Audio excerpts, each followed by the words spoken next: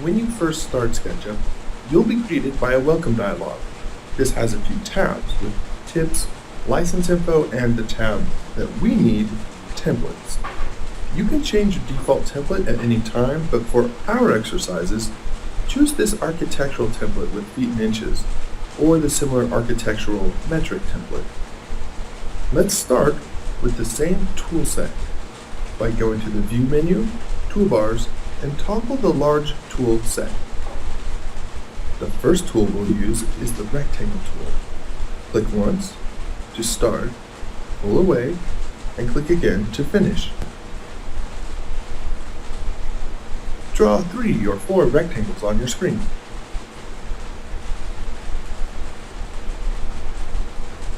These rectangles and all shapes are made from edges and surfaces. Now let's pull these rectangles into boxes with the Push-Pull tool.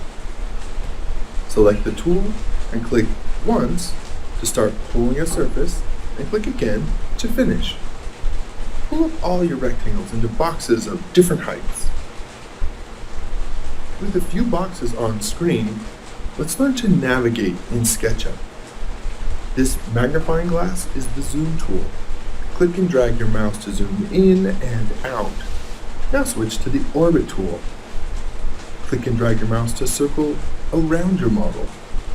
Finally, the pan tool will allow you to drag your view across the screen without orbiting.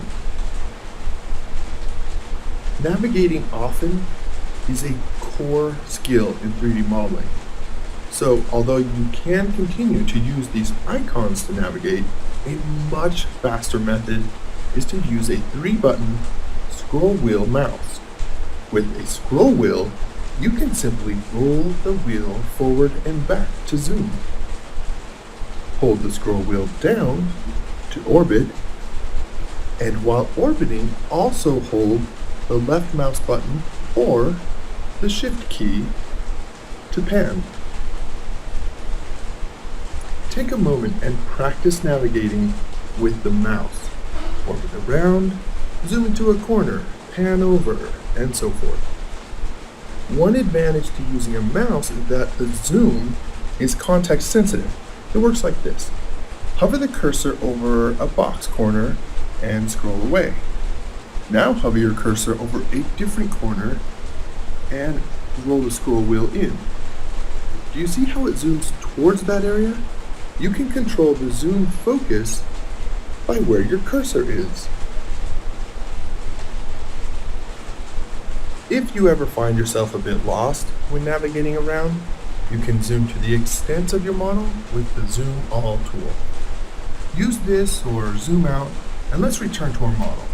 Now, rather than continuing with this model, go to the Edit menu and choose Undo. Most of you will be familiar with the keyboard shortcut for undo, Control-Z on a PC or Command-Z on a Mac. Using the keyboard shortcut or the menu, undo several times, just as a reminder that you can undo multiple steps in SketchUp. Now let's reset completely by starting a new file, and we don't need to save this one.